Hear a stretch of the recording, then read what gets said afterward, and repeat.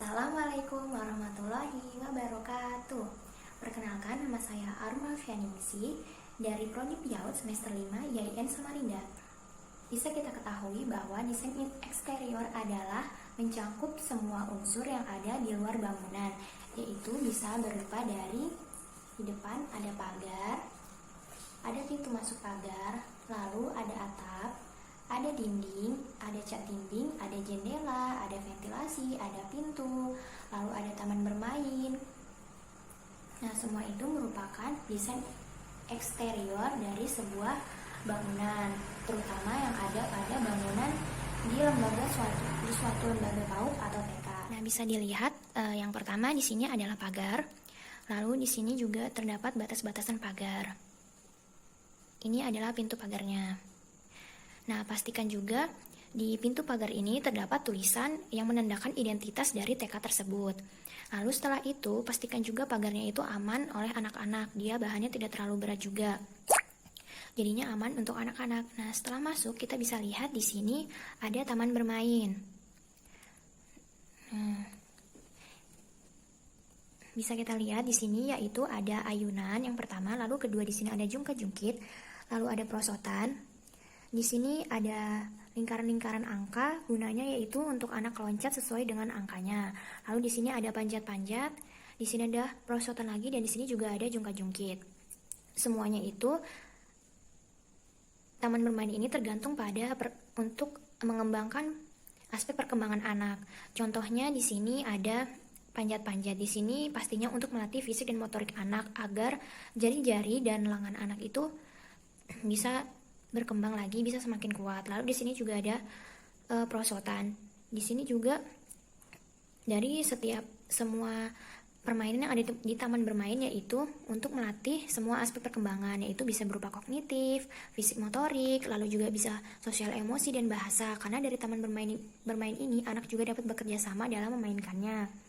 Kognitifnya itu anak di sini bisa sambil belajar angka. Lalu anak juga bisa belajar warna-warna yang ada di taman bermain ini. Anak juga bisa belajar bahasa lagi, karena anak dapat mengetahui nama-nama alat permainan yang ada di taman bermain. Anak juga bisa menambah wawasan baru seperti bahasa Inggrisnya, percakapan dengan teman-temannya. Ini ada bangunan dari TK itu sendiri. Bisa dilihat di sini yang pertama ada sentra sains, lalu aula, lalu sentra bahan alam. Lalu di sebelah sini itu ada sentra balok, dan yang paling ujung sana itu ada sentra persiapan. Yang pertama di sini ada sentra sains. Sentra sains di sini digunakan anak untuk bereksplorasi, untuk menguji coba atau melakukan suatu uji coba baru, seperti anak itu bisa mengenal warna baru, anak bisa membuat plastisin dari percobaan-percobaan yaitu terbuat dari tepung. Anak-anak melakukan hal-hal yang baru. Lalu setelah itu di sini ada aula.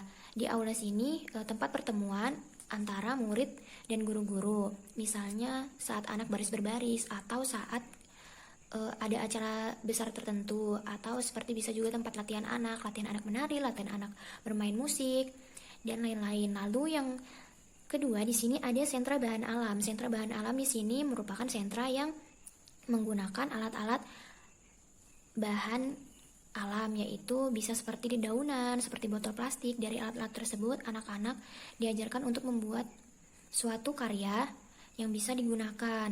Misalnya anak juga bisa belajar kompos dari daun-daunan, lalu anak membuat seperti permainan, boneka-boneka dari bahan bekas tersebut atau bahan alam. Lalu sampingnya yang ketiga ada sentra balok. Sentra balok di sini sudah jelas terdapat banyak balok-balok. Nah, dari sentra balok ini pastinya mengajarkan anak tentang fisik motorik, karena dari sini juga jari-jari anak tuh terbentuk. Lalu setelah itu ada kognitifnya, karena di sini anak bisa berpikir bangunan apa yang mereka akan bentuk. Di sini juga anak diajarkan bentuk-bentuk geometri. Lalu juga kreativitas anak di sini sangat diuji sekali, karena dari balok-balok yang mereka dapatkan, mereka harus membuat bentuk sekreatif mungkin.